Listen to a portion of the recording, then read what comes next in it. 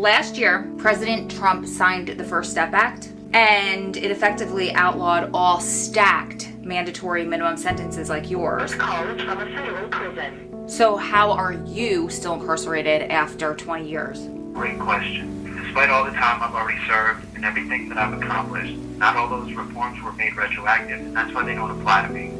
However, if I were sentenced today under the current law, I'd only be facing an average sentence of about 12 years. So wait a second, what am I missing here?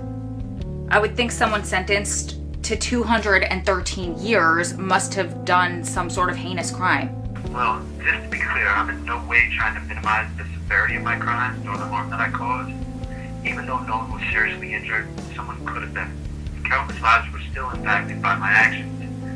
And honestly, I deeply regret the mistakes I made back when I was still just a desperate, immature, and extremely selfish 24-year-old kid. But honestly, my life looks very different today at age 44 than it did at 24, as I'm sure most people close to my age can relate. Of course. What's something you want people to know about you? I am so much more than my worst mistake. My crimes happened 20 years ago. They definitely don't define who I am today. I'm a loving husband, son, and friend, as well as a teacher, mentor, coach, and so many other things. Yeah. What would you do if you were released from prison today? Well, obviously, I'd love for us to finally be able to get legally married, start a family of our own. And I'd like to take a little time to enjoy some of the simple things I've missed over the last 20 years, like a home-cooked meal, a good night's sleep on a soft bed. I'd also be pretty excited to finally get to work with my dear friend John Ponder out at his organization Home for Prisoners. They've been doing some really amazing work. Adam's calling right now. Listen, no, that's a great question. Honestly, actually, what probably my greatest strength, what I have going for me, is I've been in the system now almost 20 years. So I not only have that experience, but when I tell people how much time, the time that I'm serving, and I tell them it's, I got a 213-year sentence, it tends to grab people's attention. And for good or ill, they are going to give what I say more weight than, say the average person. And I've realized that with that comes a great responsibility. Oh, I don't even know how to start this. They granted Adam's motion, meaning his compassionate release motion that he has in Philadelphia in the courts. Look who's here. Got him out of prison. Finally. I knew this would happen, but it's just so exciting that you're here. Seeing you out. There was not a day when I first heard your story that I didn't think this would happen, but seeing you here, everything that you do is like amazing. He's just sitting there drinking water and I'm like, oh my God, he's not drinking prison water. He's getting out of the car. I'm like, oh my God, he's getting out of a car. Like, it's amazing that you're out. So welcome to the channel, finally. I am so happy to be here. I've honestly dreamed about this moment. So to be here is it's kind of surreal today, but I'm excited. The last time my subscribers heard your voice, it was last year, around the same time. You called from prison. You had no air conditioning. You're stuffed into a phone booth, trying to talk a little bit about what you would do on the outside. So can you believe that that day is now? Wow. That's crazy. It's hard to believe. So I want to start from the beginning. I want all of the details. And I told him, we're going in today. You're going to tell us everything. So the last bid where you got 213 years, that was not your first sentence. No. That was your second. No. Second one, yep. So what happened the first time? I was a senior in high school.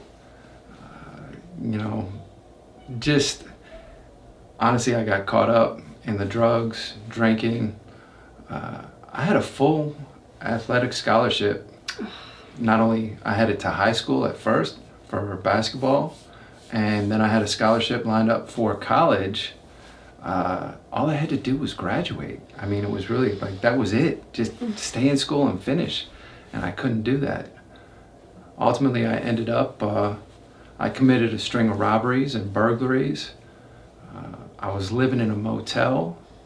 I mean, it was bad looking back. And I thought life was great at the time, because I was a kid, I was out on my own, and I didn't have the resources. I didn't, I thought I knew everything. And it caught up to me pretty quick. There were some guys that I didn't realize, they were a little bit older, but they were working with local police. Set me up in a sting, almost got me killed. They walked us into an ambush. Myself and another guy, we were in the car, made sure that I had a weapon on me at the time that I didn't even want to bring. He was like, oh, make sure you got that thing with you. As we're pulling out, SWAT, everybody was right there, came down on us, smashed through the window, drug us out of the car. Thankfully, like I said, they didn't shoot us. Wound up, in the county jail, where that was my introduction to prison. And things changed pretty quick. Because of the charges, I had some serious charges against me. As a result, they put me on a unit with guys who were facing life sentences, other serious charges. So at 18 years old, this young white kid coming into prison, that people they're looking at me like, this guy has no idea what he's got coming. And the only thing that I really had going for me back then was I was a great athlete. And basketball specifically, in prison, if you can play ball, changes everything. So for me, going down to rec, playing ball with the guys, that was like my in. But it was also, I had to be kind of careful. There was a number of fights that I got into over, me making guys look bad on the court. So here's this 18-year-old kid, that, man, I didn't know, I was definitely in my own head at the time. And I got into a couple of different situations, lost a couple of teeth. After a few fights, that's kind of what solidified my place in there and led to the first tattoo that I talked about the other day. That is huge. Y'all talked about a tattoo. Yeah. I thought it was going to be like a little tattoo because you can't see the tattoos. It's your whole back, dude. I don't do anything small, Obviously, that's what's got me in a lot of trouble. I never go halfway. I tend to go all in, so even with the tattoo. So the first time, you're 18, getting in trouble, was it easy to fall into that prison mindset the first time? Yeah, prison wasn't tough. I mean, the hardest part for me when I ended up, first time I was in SEG and sitting in there with absolutely nothing in the cell. I'm an 18-year-old kid, my mind's racing, I'm facing all sorts of time, these charges. I'm cut off from the outside world. For me, like, it was just go, go, go. And then all of a sudden, bam, stop. Yeah. Stop. You're surrounded by nothing but, brick walls, steel toilet and sink. Like, that's it. What are you going to do? And for me, full transparency here, I had never read a single book prior to coming to prison. Not one? Not one. Not in high school? Never in high school. Wow. Cliff notes. Hey, tell me what that book is about. What? Everything that I could do to get by without having to read. My mind was always racing. Looking back, I'm sure I had different attention orders. So reading was very, very difficult for me. And it wasn't until I was in that cell with nothing and a guy slides a book under the door. I want to say it was like a Stephen King book. And it always is a Stephen King book for some reason in prison. Lots of Stephen King books in prison. Stephen King, Dean Koontz, Grisham, John Grisham, yeah. But anyways, they slide this book under the door. One of the orderlies, somebody comes by, and I remember the first time I picked it up and started reading. It was 5 minutes later. I'm like, I gotta put this down. I'm falling asleep. I put it down. I fell asleep. I woke up, looked around. I'm like, what now? Got bored, picked it up again. I don't know how long it took me, probably a couple weeks to finish that first book. But once I did, I don't know what it was, something that clicked. I was like, you know what? Give me another book. And that's what started me finally reading, being receptive to it. And I was able to, through those books, kind of escape a little bit out of that cell. So I learned early on, how to use that as an outlet for me. And I was very fortunate. I read a lot of books. It was more for entertainment at that point. Like I hadn't thought about actually learning anything. Like that was hopefully just a benefit, you know, that would come along at some point. But that's what got me through the initial time, helped me to slow down, kind of balance out my thoughts. Obviously getting, you know, being away from the drugs, the alcohol, initially getting that time and space that I needed to sober up, to start thinking. I wouldn't even say thinking more clearly, because I was a mess. And it wasn't until I was sentenced and I wound up going to state prison, where I was just exposed to a whole different life. I mean, drugs were more accessible in prison for me than they ever even were on the street. Yeah. Like that's a reality of prison that I think most people don't think about. So if you're someone that's trying to get clean and, you know, get on a different path, they make it very, very difficult. You know, that's a real challenge to do in there. I guess I was unfortunate in that there were so many people from my area that knew me, that were eager to, you know, show me the path they were on in prison, which obviously it could have, you know, maybe I could have turned things around at that point, but I wasn't. I fell into the routine of most people, what they do in prison. You know, I go to rec, I was constantly playing ball, and for me that was not just a constructive outlet, but it kind of defined who I was. Being an athlete in prison, you know, people look at you a certain way. So I was able to use that to my advantage. Of course, it's the same thing though. I mean, putting myself in that situation often led to, you know, I was always getting into fights. I'm the only white guy playing basketball, you know, so that was always a point of contention. But, you know, a lot of people that I connected with at that time, there were some good people and there were some not so good people. I don't know if you know this, but two of my co-defendants on the case that got me 213 years are guys that I met in state prison on that first sentence. So that's what we have to talk about. So you go to prison at 18. How many years did you get for the first bid? I had a 12-year sentence with a 4-year mandatory minimum. However, through appeals, I was able to get that knocked down just a little bit to 3, and it was supposed to be 3 1/3. There's a whole legal situation that comes out of this. They're not happy, but ultimately I get to go in front of a parole board and I get out in 3.5 years, which... That's not bad. No, I was fortunate. I was definitely fortunate. I didn't see it that way at the time. I'm like, man, 3.5 years. I was like, I could have gone to college. I could have done all these other things. My life is over. You know, everybody else's lives have moved on. You can't see that. 18, 19, 21. I'm like, man, like what am I missing Life here? is over. Yeah, it's over. Wow. So that was difficult to go through that.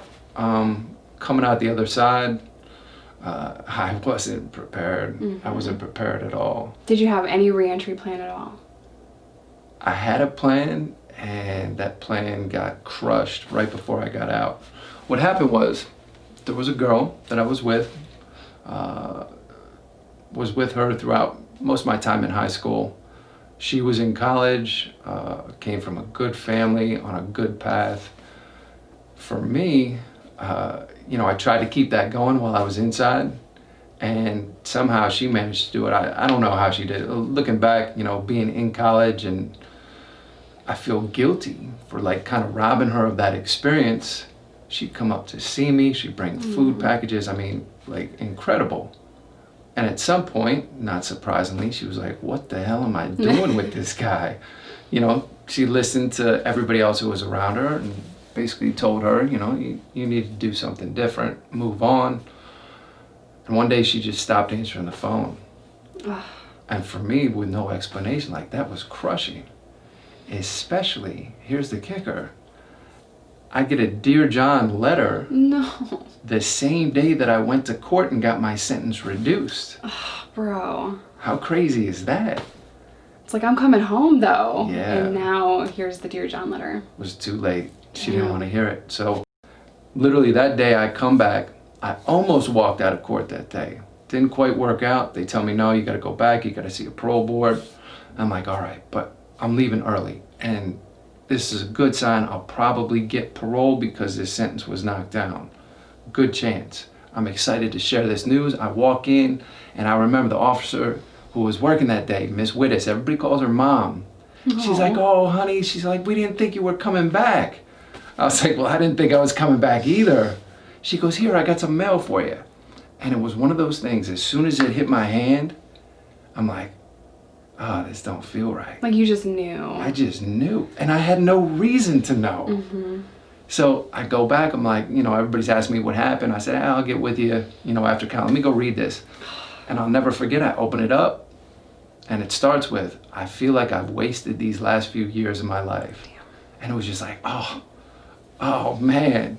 I was like, everything that I've planned to get out, to try and start a life with her, figure out how to make this work, that plan just went out the door. And now it's like, well, what am I doing? Like, man, F it. Like, I'm off and running. So, although I had picked up some things while I was in prison, I got my GED. I had started taking some college courses. I worked in a cabinet shop, working with wood. Those things were great, but I still, despite whatever, I had accomplished, I didn't really know what I wanted to do. At that point, it was like, well, if, I get out and she's finishing school, like, we'll just figure it out together. And as long as we're together, like, that'll be it. Life will be good. Isn't that cute, being 21, thinking like you just know what's going to happen? How naive. I know. Yeah. I've definitely been there. I tried to make that work too, relationships, and they're so hard when one person is on the inside and the other person is not. So when I met Ro, I was like, you're incredible. You're a superhero. You're standing by this guy, and I did, 10 minutes of research, and I'm like, I love him. I understand why, you want this to work. I understand why you're fighting for him. And the more I watched her videos, the more I heard your voice, I was like, he's coming home. He has to. I never believed in anything so hard, so it's, in one sense, you want to be like, don't date guys in prison, but then there are some people that really want to change, that have used their time in a beneficial way, which we'll talk about later, but those are the guys worth fighting for, or the girls worth fighting for, the ones that made a mistake at 20 and they want to do better. But that, like you were talking about, that change takes time. It takes time to evolve into that person. You're now 40, so you are nothing like that kid. Talk to me about how you met these people in prison, your first bid, and you decided to rob some places. What happened? That's a heck of a way to simplify all of it. Yeah. Well, I vividly recall one of the individuals, one of these guys who would become one of my co-defendants. He was all excited when he was leaving. I remember the day he came to the gate. He's like, I'm out of here, man. He's like, I'm leaving. I'm like, man, I'm happy for you. He's like, I'm going to be in touch with you. I'm telling you, we're going to get together. I'm like, yeah, all right, whatever. I'll see you later. They say that a lot. I'm going to write to you. I'll be in contact with you. Everyone that leaves prison, they say that. And you very rarely hear from people. I just wanted to throw that in. Yeah, no, that's a great point. And you know what? I think a lot of people have good intentions. You get out, life hits you, things are moving quick. Yeah. And if you really do get on a good track, a lot of times you need to leave that past behind. Absolutely. For so many people. And I don't know what I was thinking when I got out, if I really wanted to leave things behind. Because if I'm being honest about it, with myself and with everybody else, I didn't give it much of a chance. When I got out, I was very fortunate. I had a family friend that set me up with a job, working construction. It was decent paying job. I mean, it was a good situation. But at the same time, I felt like I had missed out on those years in prison. So I'm like, how am I gonna make up for this time? And it was a job where I couldn't see that happening. And I recall one day looking around, at the guys that I work with. It's early in the morning, everybody's showing up at the place where we meet before heading out to the site wherever we're working for the day. Everybody's got their coffee and they're sitting around. Some of these guys are like my age now, they're 40, late 30s, 40s, and I'm looking at them like, man, is this where I want to be 20 some years from now? Like, Oh no. I can't see it. Like, what am I doing here? And it, you know, that realization, I guess, opened me up to the thought of some of the offers that were put on the table. Guys that I had grown up with who had chosen to skip school, who were now in the street doing very, very well for themselves. There were people that I had dealt with in my past, and they knew, you know, I had gone away to prison. Now that I've done some time, I got a different level of credibility, and they were all too eager to welcome me in, and basically just threw a package in my lap, like, bam, here you go, here's some drugs, man, get on your feet. And I'm like, what are these? Like, what's ecstasy? What's, you know, these were new things at the time. You know, we're talking in the 90s, where it's really just gaining prevalence and hitting the clubs. And I'm around, and these guys they're controlling all of it, and they're in the mix of everything. Is this in Jersey or Philly? This is in Philly. Philly, okay. So I'm in South Jersey. When we say in South Jersey, like, we're going to the city, we mean we're going across the bridge to Philly. Where Ro is at, a little bit further up, when she says, I'm going to the city, she's going over to New York. Yeah. So even though Jersey's a small state, there's some distinctions like that. And for me, it was, you know, life in the city, like, that quickly became like my entire focus. Like, where am I going tonight? What am I doing? Who am I meeting up with? And I started to look at it, this is my job. You know what I mean? Yeah. Drugs were everything. You know, I was consumed by them. I'm doing them. I'm selling them. You know, it's just basically an endless party. And getting connected to everyone in the whole service, entertainment industry in Philly. Philly's a great city. You know, a lot of cultural things, a huge music scene, the bars, the restaurants, the clubs, all of these things. I got tied in with a lot of different people, some who were, you know, illegitimate, who were in the street. And then you had all these other people who were, you know, thriving business owners, employees for these companies. Everybody wanted to be a part of this whole scene at the time. So for me, I was able to kind of live between two worlds. And it was because of that the people I was associating with, you know, everybody knew the illegal stuff that I was doing. Like, nobody talked bad about it. They were like, oh, that's cool. Like, isn't that crazy? Yeah. I had the same experience. No one cared that this young little girl was going to Port Authority to pick up a backpack full of drugs. No one said anything. I got stopped in Port Authority, Manhattan by a cop, and I had a backpack full of heroin. And I'm nervous. I got a lot of cash, I got a lot of drugs, and my heart is beating on my chest. Yep. He stopped me because I looked like a runaway. He didn't even look in my backpack, you know, and I was 18, and I'm like, why are you stopping me? I get really defensive, you know, I'm like, what is it? And he's like, I just need to see your ID because you look like a runaway. And I'm like, I'm not underage, I'm 18. He looked at my ID and said, you're free to go. I was doing that for a long time, and no one even questioned that. No one said, you're 18 years old, maybe do something else. No one cared. It was just very normal. So other people reacting to what I was doing as normal made everything else normal. It was my job, and everything you said about that was just so real. Everyone acted like it was normal, so I felt as though this was okay. It was normal. I justified everything. I'd say there's almost like a level of, people tend to glamorize it. Yeah. Like, you do what? You go where? Like, can I come with you? Can I be a part of that? Like, what are you talking about? Like, you want this? Like, you've got a great life. Like, people just aren't satisfied. Maybe they like living on the edge or something. They like that little bit of danger. And for me... Until the police show up. Right. That's it's what like, it was all her. Yeah. It was her. She got the drugs. Damn. Really? That was fast. You're not even in handcuffs yet, bro. Yeah. So how did you start committing the second string of robberies? Well, with the drugs, there were a couple big busts. I knew that something had gone wrong. Somebody on the inside was talking, was directing them.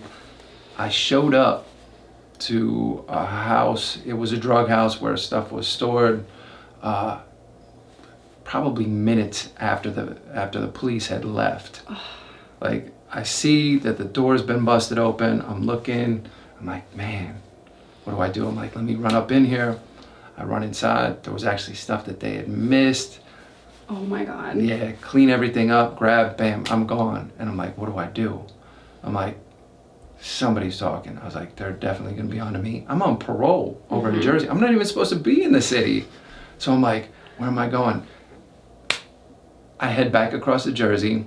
On my way, there's a body of water where I start throwing guns, tossing guns in the river, trying to figure out what to do with the rest of these drugs. Do I just toss those in the river? Do I try and dump them off to somebody? Was a lot happening, and I didn't even mention, the local police in Jersey, this parole address that I'm supposed to be staying at, they've already been there. They've been shaking me down. They came from day one, because when I was a youth, I just instigated so many things with the cops. And so when I got out of prison, they made it very clear that they did not want me there. And that's probably part of the reason what pushed me across the bridge to spend so much time over in the city. Meanwhile, being on parole in Jersey, not letting them know what's going on. And back then, this is the 90s, like states didn't communicate very well. Mm-hmm. Going across the bridge, you were going into a whole different world.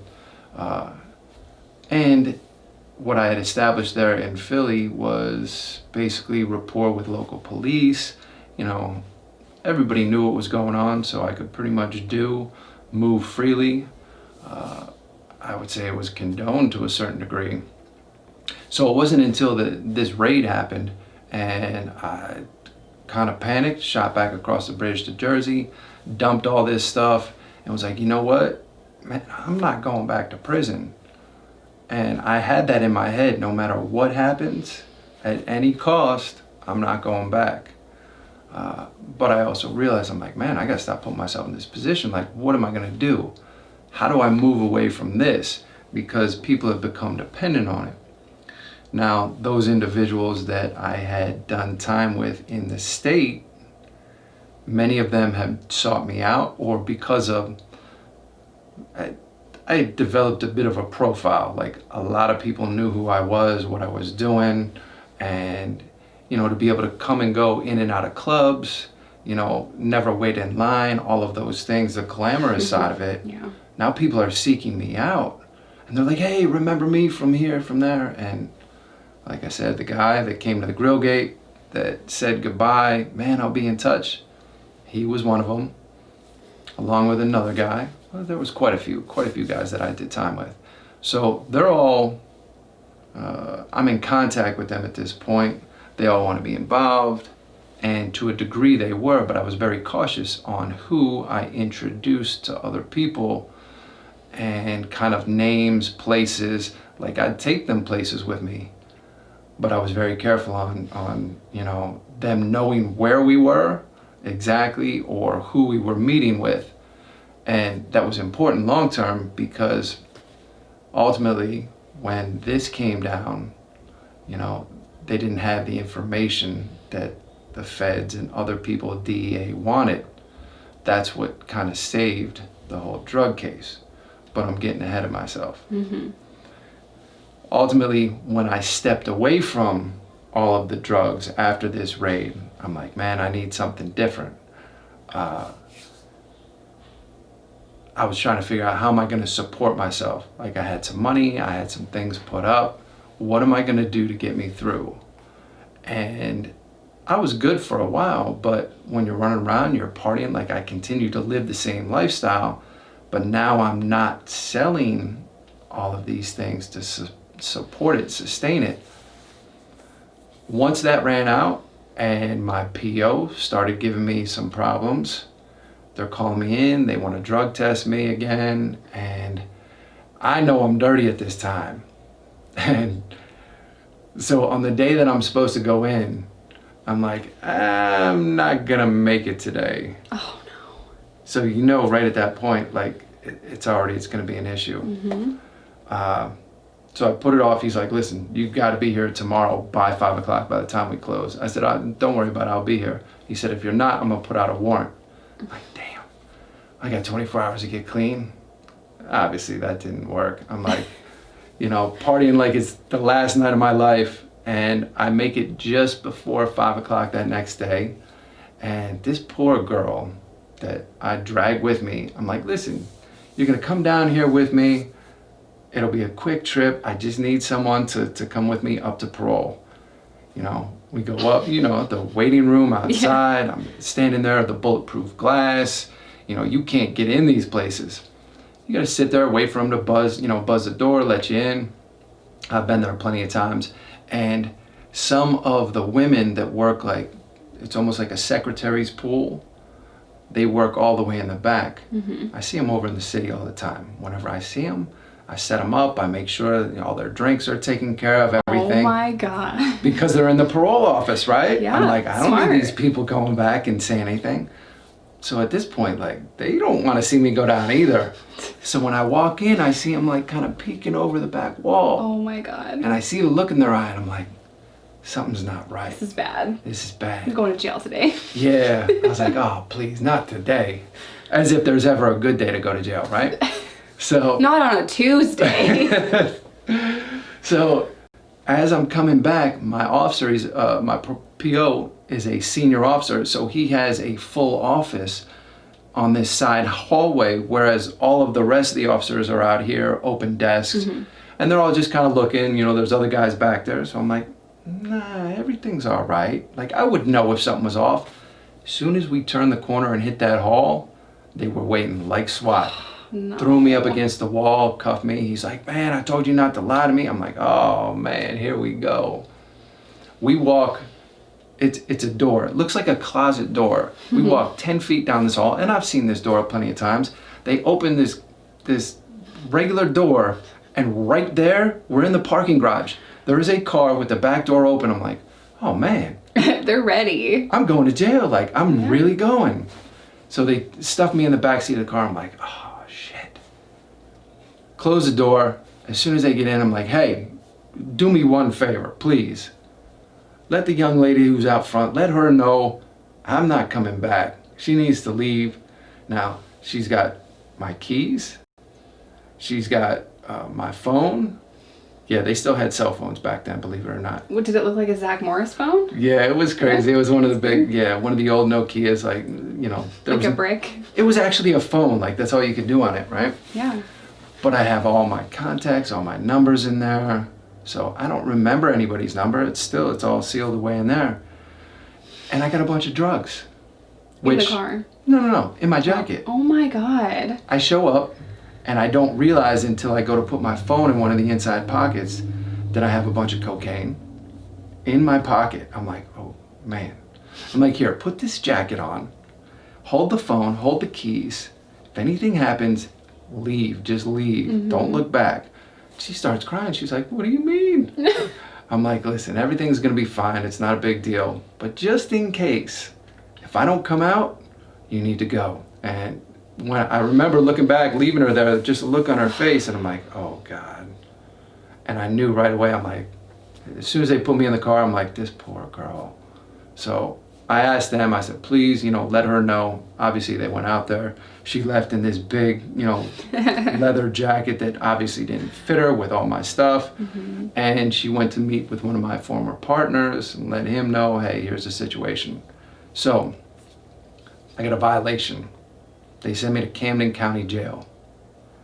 Anybody that knows anything about Camden, and this is back in the 90s. I mean, it's like Beirut back then, So they put me in the county jail. Again, here we are, I'm back in. I'm like, oh my God, I thought I was never gonna have to go through this again. The jail is just, it's dirty, it's nasty. Just that quick though, I'm back in prison. Unfortunately, I know how to deal with these situations.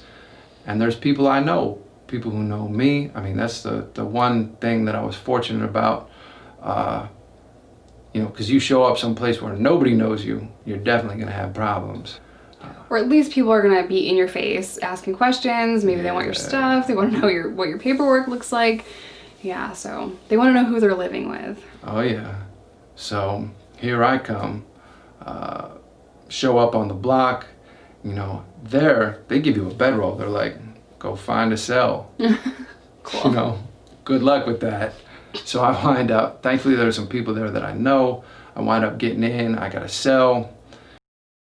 But it's one thing after another. Next thing you know, I'm fighting, as is usual. You know, the cops come in, same thing, spray us, pull us out. And I'm like, well, go into the hole. At least I have a little bit of space, right? I'm thinking I'm gonna be in SEG, it'll be me and maybe one other person. No. Cuffed, behind my back. They bring me to the hole, which is right there on the same floor. They open up this door. And I remember just before they literally tossed me head first into this cell, I can see the guys laying on the floor. There's one in the top bunk, there's one in the bottom bunk, and there's two guys laid out on the floor this way. They send me head first on top of the guys on the floor. What the fuck? Yep. And you know, how's that gonna go? I have to get back to the door, find my way back to the door to get uncuffed. They've already closed and locked the door. The guys were not happy that, I just landed on top of them. So, and I'm cuffed behind my back. I'm like, please. I'm like, listen, man, I apologize. Please, man, help me back up. You know what I mean? I don't want no trouble. There's nothing I can do. I'm cuffed, right? So they push me off. Somehow I make it back to my feet. I get to the door. I get uncuffed. And talk about an uncomfortable situation, made it through that, finally get back to population. I did about 90 days on that violation, and they never sent me back. They kept it purely as a technical violation where they kept me right there in the county. Much of that was due to my attorney. My attorney's a whole different story, because my attorney was ultimately the guy who helped me through that. We have stories for days. He was indicted on this case. Your attorney was indicted? Yes, that's a whole separate story. It is. But at the time, I was very grateful because his office was right across the street. He's coming over pretty much every other day, spending time with me, letting me use his cell phone, bringing me cigarettes, which none of these things you can get in there. So here I am spending time out on visit with him every other day, getting away from all the madness for a little bit and bringing this stuff back in. Again, that made it bearable to get through that time. But I was just pushing. I was like, get me back out. If you can get me out the door, give me 1 foot out. Remember, I'm never going back to prison, whatever I got to do to stay out. I don't care what they're holding over my head. They'll never catch up with me again. You got me once, you'll never get me again. Then what happened? One day I get a call. They're like, Clausen, you're out of here. I'm like, what? They send me downstairs. All my stuff is gone on my property. I don't know what. They just threw it out? Yeah, I don't know what happened. I don't know if my PO took it, whatever the case may be. So they send me out in a t-shirt, literally flip-flops. It's cold. It's got to be January. About January, whatever time it is. I mean, freezing. But I don't care. I'm free. They let me out with what's supposed to be my property, basically this empty bag, and a bill for the time that I spent in this county jail. Stop. Yep, they're like, you owe us, it was like $1,500, $2,000, whatever it was for the stay. I'm like, yeah, don't worry about it, I'll sign right here. Yeah, I'll get you later. So they push me out the door. I look around. When I make it out the gate onto the street, everything in me is just like, run. Clearly, everyone can see by my flip-flops, my t-shirt and these raggedy pants I'm wearing, like I just came out of the county jail. So I make it up to the McDonald's up on the corner, hit the phone. I actually call one of my co-defendants, and he's like, oh, you're out. Let me come get you. And he's like 30 minutes away. I'm like, nah, man, listen, just call somebody closer. Get me a ride, get me out of here. He's like, I'm gonna be right there. So I'm bumming cigarettes from the people at McDonald's. Everybody's looking at me like, oh, you just got out the county jail. Yeah. So he finally shows up, same thing. When he gets there, I'm like, I get in the car, I'm like, just go before, before somebody changes their mind, before they come back. I'm thinking this might be a mistake. So we take off. Now, I quickly come to find out that the things that I had put up, the money, the property, the jewelry, the place that I had, that a partner and I had, a house that was like basically like our stash house, our hideout, that was gone. The place was gone. It had been broken into. All of my stuff had been moved, was in a warehouse, and they did not do it gently. Sounds about right. Yeah. My car had been impounded. It sat in the pound this whole time. They came and repossessed it. Obviously my phone, all that stuff is turned off. So I have nothing. All of a sudden, I'm homeless. My address over in Jersey, my actual parole address wasn't good anymore.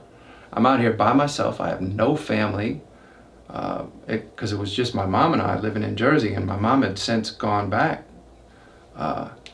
So I'm on my own. I don't know what I'm gonna do. And, from that point of desperation, I'm like, well, when times get tough, I know how to get by. I know what I need to do. And the string of robberies, like the robberies that I was ultimately convicted of, that wasn't even the whole story, But my mentality, in saying I need to get some money, I know where to get it. It's all these other people involved in illegal activity. This is my young, immature, irrational mind trying to rationalize how I'm gonna do this or why I'm gonna do this, and basically trying to minimize the severity of what it is, of me kicking down people's doors, going in and taking their stuff. And I'm thinking drug dealers can't call the cops. So you were like Omar from The Wire. Do you know what that means? No, I don't. It's a show. He's a drug dealer that robbed drug dealers. Yeah. So you're like Omar. Okay. Yep. They'll get it. I was robbing drug dealers. Again, thinking, these people aren't going to say anything. Right. I get the logic. Unfortunately, they do. They do talk. They talk to the police. Some of them were actually working with, different federal agents, which is how they managed to stay out for so long. But, I'm not giving it that much thought. The cases that I had that ultimately led to the 213 years in prison, those are the result of me robbing a string or multiple massage parlors, Asian massage parlors, which are home to prostitution, to gambling, to all sorts of other illegal trade and trafficking. And again, I'm like, I see them as just entirely illegal businesses. Well, when the government wanted to finally prosecute me, they put them in a different light. They made them businesses and tried to change the whole scenario. Wasn't entirely accurate. Wasn't even close to accurate. So in your mind, I'm robbing a trafficking ring. I'm robbing illegal brothels that do all of these things. In your mind, it's like no one's gonna tell on me. They're not legitimate. But on the outside, in the outside world, these are legitimate business owners. Exactly. Well, you say, citizens. Are people street people, or are they citizens? Are they, members of the public? And, when you're involved in that life, it's funny how you make that distinction, and growing up, even from when I was in high school, being exposed to or around members of various organized crime components, like that's what was instilled in me. Like, okay, what we do is what we do, but you don't involve, citizens, normal people. Right. And so this was kind of an extension of that. So the people who are involved in my case, I saw them as being other street people and never really made that distinction. So then you got 213 years and here you are. Yeah, 213 years. So how does that happen?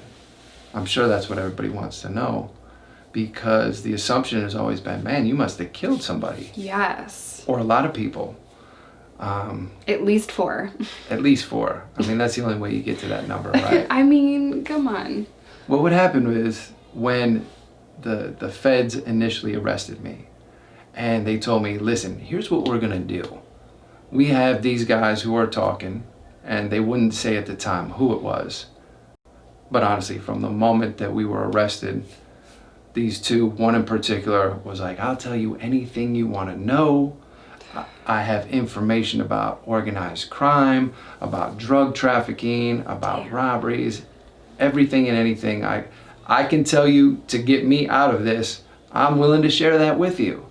So we know that something's going on immediately because they know way too much. But myself and my other 2 co-defendants don't say a word. Meanwhile, there are 2 others, because there was 5 of us total. These 2 others are basically sharing everything that they can, trying to get themselves off so that they can just go back to business as usual. And they think, that they can cut this deal with the feds. And they embellished some things and basically told them what they thought they wanted to hear. The feds didn't investigate fully. They took them at their word. And I know that sounds crazy, but these guys were selling them a pretty good story.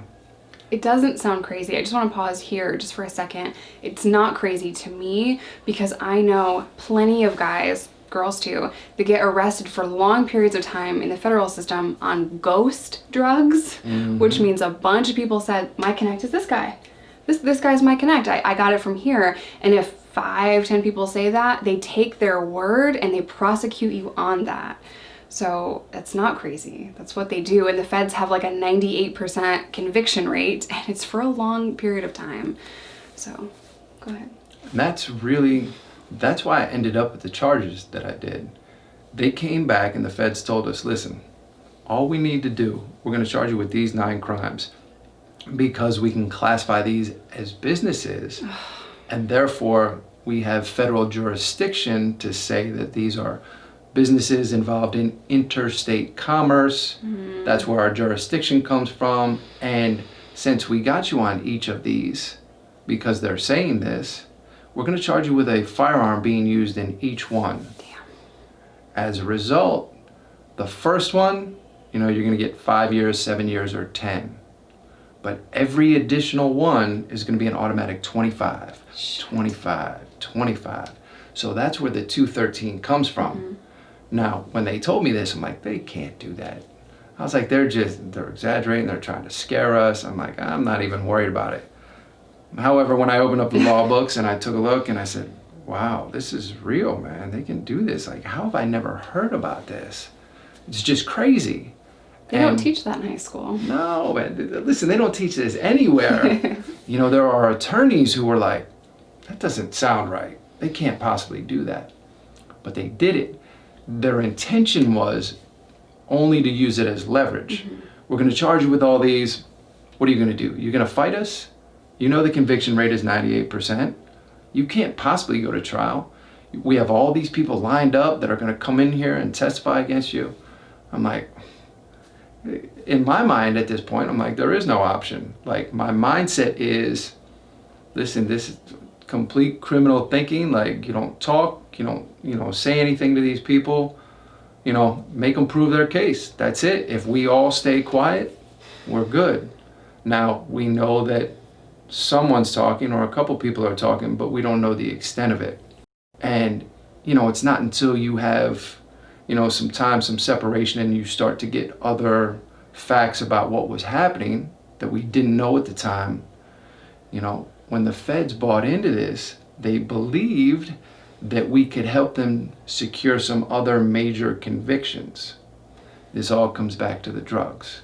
Because of the drug conspiracy laws, it quickly became apparent that although they were happy to prosecute our case, that wasn't what they were really interested in. They wanted members of organized crime that they had been chasing for some years. And because my 2 co-defendants had told them that I had introduced them to a couple of individuals who were probably persons of interest in this investigation. They started seeing the links from one to the next. And as I said, I was all too happy to be in the mix, in the middle of everything. Now, from my past, from the time I was in high school, the associations that I had to some of these persons who were clearly on the Fed's radar, all the way through, the people that they're now saying that I'm also involved with, they're like, man, this guy has got to know something. And if he is willing to come in here and say that I dealt with them with the drugs, that's all we need. We can tie up this conspiracy and we'll get them all to say it. The problem is the two co-defendants of mine were telling them all these stories, but they didn't have all the pieces. They didn't know the people, they didn't have their full names, they didn't have the places, but they pointed much of this back at me and said, well, he can tell you that. So obviously that's where a lot of this interest came from. And for me, that wasn't ever an option. Oh, that's... Do you have to get it? No. He has a cell phone in his pocket now. It's so different. Yeah, it's kind of startling whenever it does ring. So, essentially, I had an attorney who I get called over. They take me out of the holding facility, bring me over to the federal building, and as they're bringing me over, this agent is talking to me, and he's basically like, just throwing jabs about what they know and who's talking and making, just implying different things. And I'm like, it's kind of dawning on me like, man, like they know a lot more than I thought they knew. Clearly, this isn't something that's just gonna go away. Like I'm in pretty deep. So what happened to your co-defendants? Did they go to jail? Well, there were 5 of us total. 3 of us went to trial. 2 cooperated and ultimately ended up in WITSEC, which is government protection. That's a whole different story about where they ended up. And you and Ro are going to have videos for days. Oh my gosh. Unlimited content over here. Yeah, yeah. So the 3 of us went to trial and, picked the jury, went through it, spent 7 days arguing the case. The government, honestly, even right up until the last minute, didn't believe that they were going to have to put this trial on. They kept thinking, you know what? Just like everybody else, these guys are eventually going to cave. They're going to have to cooperate. And that was it wasn't like they offered us a deal like, here, take 10 years and be on your way, head off to prison. No. At this point, they were so heavily invested in getting other convictions outside of our case. They're like, listen, you're either going to cooperate or that's it, or we're going to smoke you. So to me, in my mind, I'm like, that's it. We're going to trial, period. 2 of my co-defendants went along with me. I had more charges than everyone else because I was involved in everything that the feds were charging us with, whereas the rest of them were only charged in other offenses that they were part of. But we all went to trial together, and it was a circus. It was an absolute circus. The day that we're supposed to begin, as I said, we go in there, we pick our jury. One of my co-defendants, his mother and his sister show up, right? And there's all these marshals surrounding us, like this big show. It's us, it's our attorneys.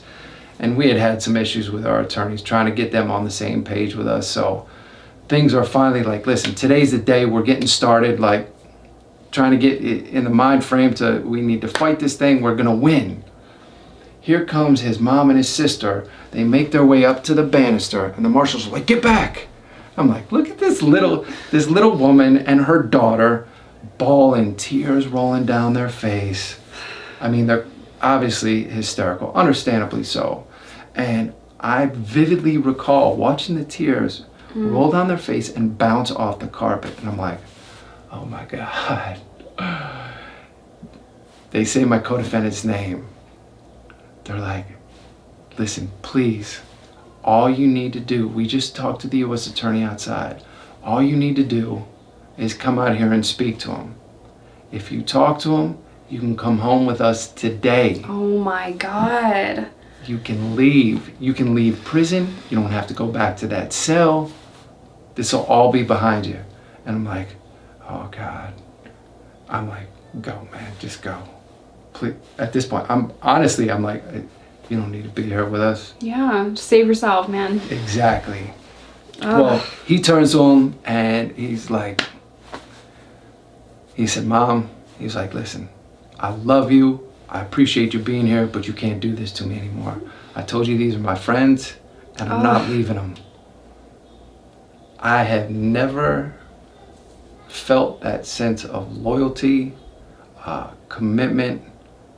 May not have been entirely for the right reasons, you know what I mean, what led us there, but that's not something you find in it's just so rare.